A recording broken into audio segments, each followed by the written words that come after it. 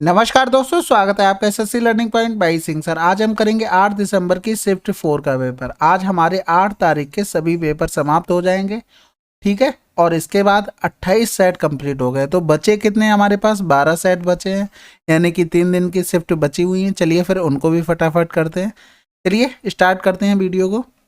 देखो, एक ये हमको दिया गया था और एक्स की वैल्यू हमको निकालनी थी, तो सिंपल सा यहाँ क्या लिख सकते थे, इसको sine A upon cos A into sine B upon cos B लिख सकते थे। प्लस में क्या था, cos x upon cos A और कॉस बी, यानी कि कॉस ए कॉस बी अगर एलसीएम लेते तो उस साइड ऊपर पहुंच जाता है, यानी कि लिख सकते थे साइन ए साइन बी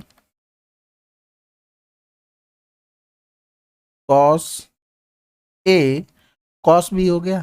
यानी कि इसको इधर लेके चले जाएंगे तो कॉस एक्स बराबर क्या हो जाएगा, cos A cos B minus का साइन ए और साइन बी बन गया। ये किस चीज का फार्मूला है, कॉस ए प्लस बी का फार्मूला है। यानी कि दोनों तरफ से कंपेयर करेंगे तो x बराबर क्या आ गया, a प्लस का b। अगला सवाल, Q में काम करने वाले अधिकारियों की संख्या R में काम करने वाले अधिकारियों की संख्या से अनुपात क्या होगा। सिंपल है ये तो, 55 25 5 सत्ते 35 आंसर। अगला सवाल, एक डीलर एक पैकेट पर 45% की छूट देता है, वह नगद भुगतान पर रियायती कीमत पर 25% की और छूट प्रदान करता है। दोनों छूटों को लाभ उठाने के लिए ग्राहक को 2800 के पैकेट के लिए नगद में कितना भुगतान करना होगा। सिंपल है, 2800 पर 45% का छूट मतलब 55 हो गया। अब यहाँ से देखो, सिंपल सी बात ये थी, 11 की डिविजिबिलिटी भी चेक कर सकते थे। तो देखो 5 1 6 नहीं है, 3 1 4 नहीं है, 5 1 6 5 1 6 आंसर, 8 1 9 नहीं है, ठीक है। बाकी कैलकुलेशन तो है ही अपने पास। 25 3 75, 25 चौको 100 हो गया, 4 सत्ते 28 हो गया, 7 पंजे 35 हो गया, 7 पंजे 35 और 3 38 हो गया, गुणे 3 करेंगे, 3 पंजे 15, यूनिट डिजिट से भी काम हो गया। अगला सवाल, ए अनुपात बी बराबर इतना, बी अनुपात सी बराबर इतना, ए सी का मान क्या होगा। 4/5 गुणे 3/10, दो दूनी 4 हो गया, दो पंजे 10 हो गया, यानी कि 6/25 आंसर, ठीक है।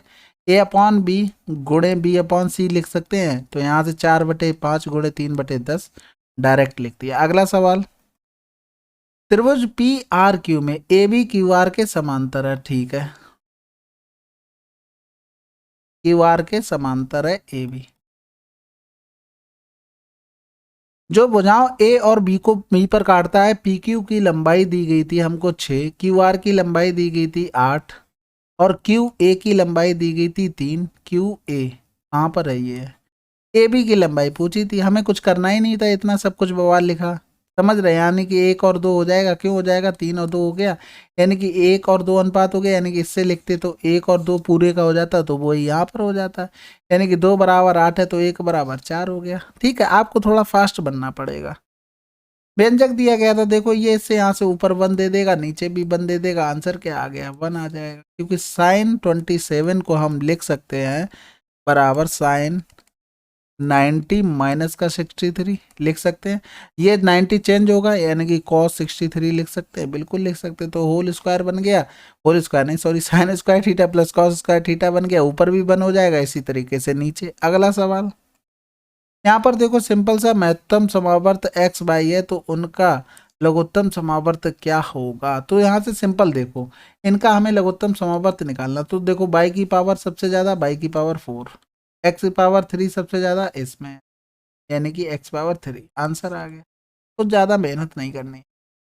ए और बी एक काम को 13-17 दिन में पूरा कर सकते हैं। एक काम को करना शुरू करता है बारी बारी से, एक एक दिन काम, संपूर्ण काम में कितने दिन का टाइम लगेगा। तो यहाँ से देखो ए 13 और बी 17, ये हमारे प्राइम नंबर थे, यानी कि टोटल गुणा करके ही काम निकलेगा, यानी कि 17 3 51 हो गया, 17 एकम 17 5 22 हो गया। एफिशिएंसी 17, इसकी होगी 13। ए ने शुरुआत की, फिर बी आया, यानी कि 17 और 13, 17 और 13 कितना हो गया, 30 हो गया, यानी कि 221 में 30 से हम भाग करेंगे, यानी कि कितनी बार चला जाएगा, 7 तियां 21, 210 हो जाएगा, 8 तियां 24, यानी कि 7 बार चला जाएगा, यानी कि यहाँ से करेंगे 7 तियां 21, 210 हो गया।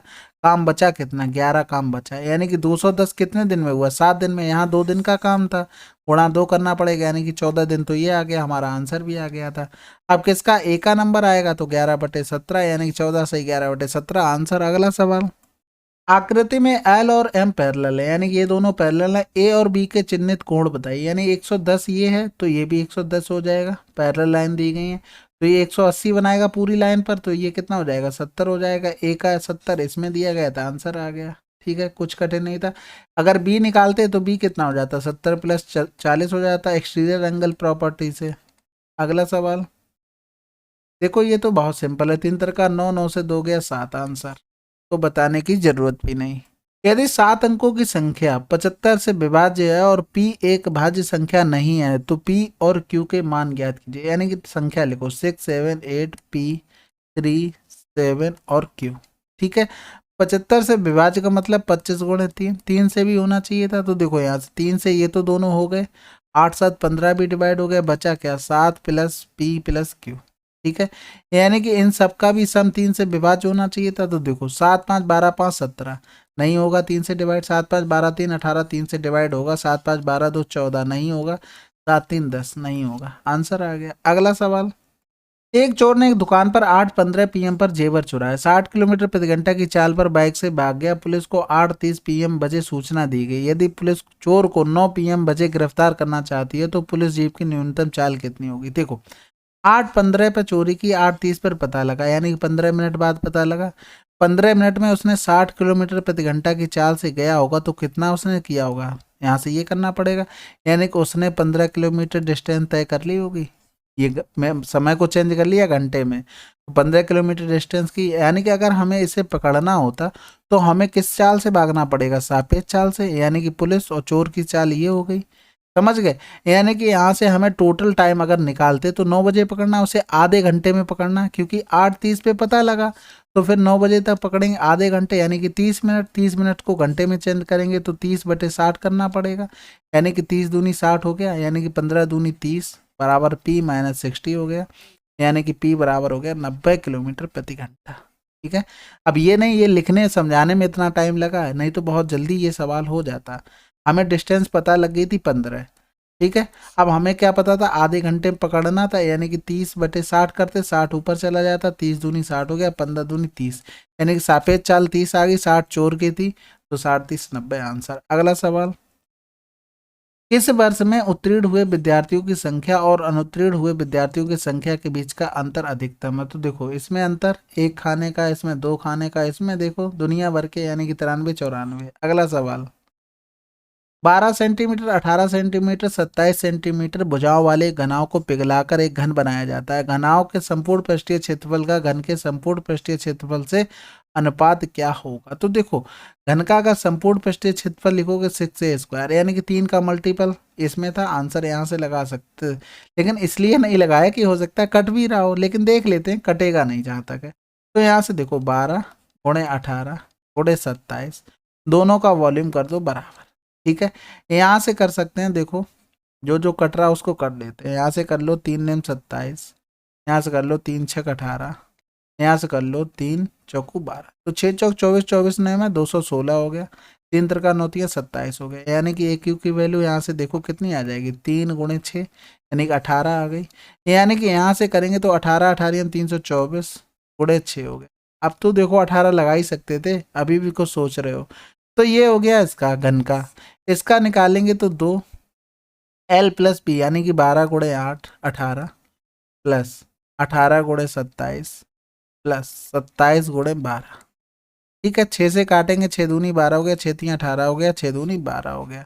फिर देखो 2 18 दूनी 36 हो गया, 27 3 81 हो गया, 27 दूनी 54 हो गया, 5 4 9 4 1 5 हो गया, 6 5 11 के कहाँ से लगा 1 4 8 4 12 12 5 17 गुणे हो गया 2 बटे हो गया 324। समझ में आ गई बात। तो यहाँ से 2 से काट दो, 2 एकम 2 हो गया, 2 छक्के 12 हो गया, 2 3 6 हो गया।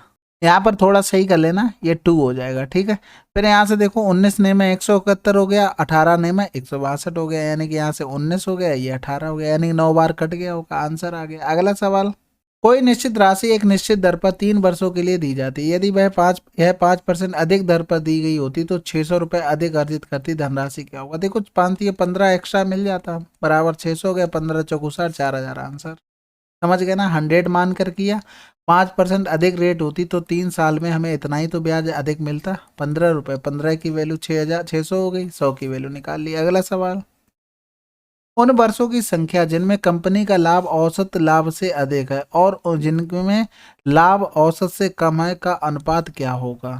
तो सिंपल सी बात है, एवरेज निकालना पड़ेगा, यानी कि लास्ट में तो जीरो था, यहाँ कर दो 5 3 8 2 10 10 8 18 18 और 4 22 हो गया, 22 और 9 31 31 और 6 37 31 के 8 हाथ से लगा 3 हो गया, 6 3 9 9 7 16 16 और 5 21 21 और 6 27 27 और 7 34 हो गया, 34 और 4 38 38 और 6 44 44 और 8 52 हो गया। कितने नंबर थे? 2 2 4 2 6 2 8 थे। यहाँ से करेंगे तो देखो 8 ने में 72 ज़्यादा हो जाएगा, यानी कि 8 छंग 48 8 छंग 48 660। एवरेज 660 से ज़्यादा कितने कितने हैं? 1 नंबर है, 2 नंबर है, 3 नंबर है और 4 नंबर, यानी कि बराबर है ये, तो 4 नंबर। 4 यहाँ से हो गए, बचे कितने? टोटल कितने थे? यहाँ से 8 थे, यानी कि कम कितने हो गए? 3 कम हो जाएंगे क्योंकि एक तो उसके बराबर था। तो आंसर क्या आ गया? 4:3। अगला सवाल, सेक्टर सी डी एफ द्वारा बनाए गए कुल केंद्रीय कोण का सेक्टर ए जी एस द्वारा बनाए गए कुल केंद्रीय कोण का अनुपात क्या होगा? देखो सी डी एफ, सी और डी और एफ, यानी कि 12 और 2 14 6 20 हो गया। अनुपात बताना था ए जी एच, ए जी और एच, यानी कि यहाँ से करेंगे 24 हो गया, 24 और 10 34 और 9 43, आंसर आ गया। अब ये नहीं कि 100 बराबर लिखोगे 360 डिग्री, फिर 20 बराबर निकालोगे, फिर 100 बराबर 360 डिग्री, फिर 43 बराबर निकालोगे, ये तो कैंसिल आउट हो जाना, तो आंसर तो वही आना है। अगला सवाल, A square plus B square plus C square बराबर इतना है, इसकी वैल्यू ये, इसकी वैल्यू ये, बताओ इसका होल स्क्वायर करोगे तो 81 हो जाएगा। यहाँ पर ए स्क्वायर प्लस का बी स्क्वायर प्लस का सी स्क्वायर और इधर प्लस का हो जाएगा 2 गुणे 23, 23 दूनी 46, 46 इधर आ जाएगा, 11 से 6 गया 5, यूनिट डिजिट मिल गई। अगला सवाल करते हैं। देखो अल्फा कोई न्यून कोण है, tan 4 अल्फा माइनस 50 बराबर इतना दिया गया था, यानी कि यहाँ से हमें पता है इन दोनों का सम कितना होगा? 90 डिग्री होगा। अभी बताते हैं क्यों होगा, लेकिन ये चीज़ें याद रखने से तो फायदा होगा ना। यानी कि यहाँ से करेंगे 3 अल्फा बराबर 90, तो अल्फा बराबर हो गया 30 डिग्री। समझ में आ गई होगी बात। देखो इस वाले टर्म को यहाँ से पकड़ते हैं, इसको लिख सकते हैं tan 90 माइनस का 50 माइनस अल्फा लिख सकते हैं। ठीक है, 90 पे तो चेंज होगा और फर्स्ट क्वाड्रेंट में पहुंच गया, यानी कि सब प्लस होंगे, यानी कि 10 को चेंज करेंगे कॉट में, कॉट 9 कॉट क्या पहुंच जाएगा? कॉट 50 माइनस अल्फा लिख सकते थे।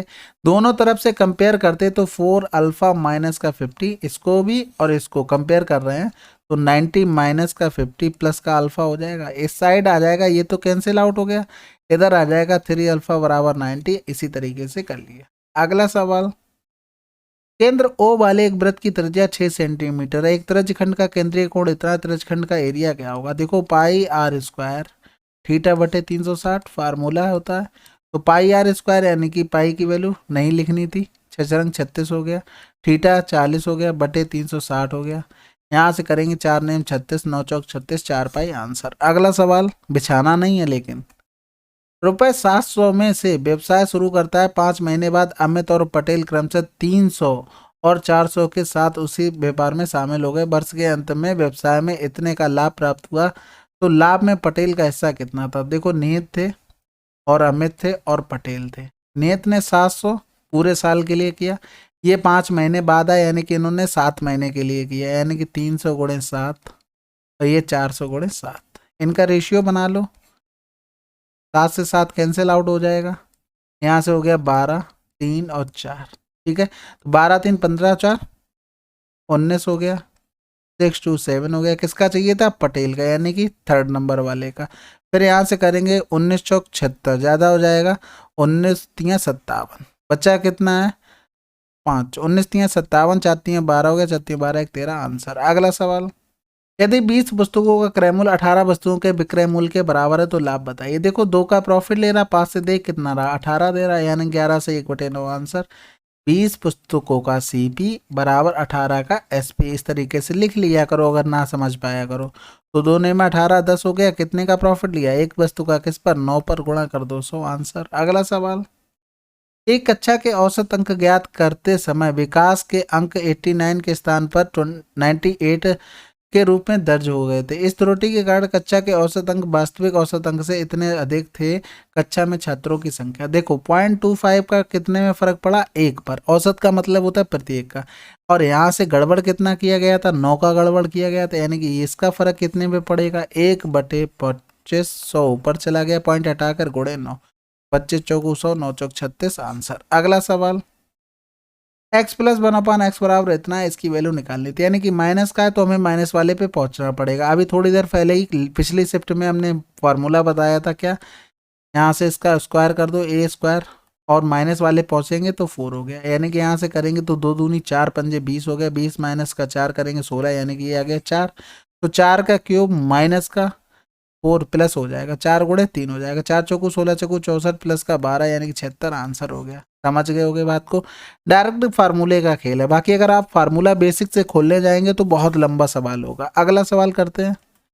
दो वृत्त हैं जो एक दूसरे को बाह्य रूप से स्पर्श करते हैं। केंद्र ओ वाले वृत्त पहले वृत्त की त्रिज्या 17 सेंटीमीटर है, केंद्र ए वाले दूसरे वृत्त की त्रिज्या 7 सेंटीमीटर है। बीसी इन दो वृत्तों की उभयनिष्ठ अनुस्पर्श रेखा है जो बी और सी, ओ और ए केंद्रों वाले वृत्तों पर स्थित है। बीसी की लंबाई से, तो यहाँ से देखो स्पर्श रेखा का डायरेक्ट फार्मूला होता है क्या, डी स्क्वायर माइनस का R1 माइनस का R2 का होल स्क्वायर होता है। ठीक है, डी स्क्वायर कितना हो जाएगा, केंद्रों के बीच की दूरी 17 7 19 19 17 7 24 हो गया, 24 का स्क्वायर माइनस का R1 माइनस R2 यानी कि 10 का स्क्वायर। रूट करेंगे तो 24 से 10 जाएगा, कितना बचेगा, 14 बचेगा, और 24 में 10 जोड़ देंगे 34 हो गए। समझ में आ गई, यानी कि यहाँ से लिख सकते थे 2 गुणे 7, यहाँ से लिख सकते थे 2 गुणे 17, यानी कि 2 बाहर आ जाएगा, 17 7 119 आंसर। अगर फार्मूला नहीं याद है सवाल आपका फिर भी होगा, ऐसी घबराने वाली कोई बात नहीं। तो यहाँ से देखो ये हो गया तुम्हारा 17, ये हो गया तुम्हारा 7। ठीक है, ये केंद्र के बीच की दूरी, यहाँ से ये स्पर्श रेखा हो गई। इस स्पर्श रेखा को डिट्टो नीचे उतार लो, यहाँ पर उतार लिया तो ये तो तुम्हारा 10 बन गया, रेडियस घटा दी, फिर यहाँ से ये हो गया, यहाँ से ये हमको निकालना था, यानी कि ये केंद्र के बीच की दूरी 17 और 7 कितना हो गया, 24 हो गया। यानी कि हमको पता है कि 24 का स्क्वायर माइनस का 10 स्क्वायर, इसको x मान लो, बराबर क्या हो जाएगा, x स्क्वायर पाइथागोरस से, दोनों तरफ रूट लेंगे तो यही तो डायरेक्ट फार्मूला बन गया। अगला सवाल, चलिए फिर 8 दिसंबर की शिफ्ट 4 आपकी कंप्लीट हो गई है। आप बताइएगा कि 8 तारीख के सभी पेपर कंप्लीट करके आपको कैसा लगा, वीडियो से सीखने को मिला कि नहीं मिला। मिलते हैं अगले वीडियो में, तब तक के लिए जय हिंद जय भारत।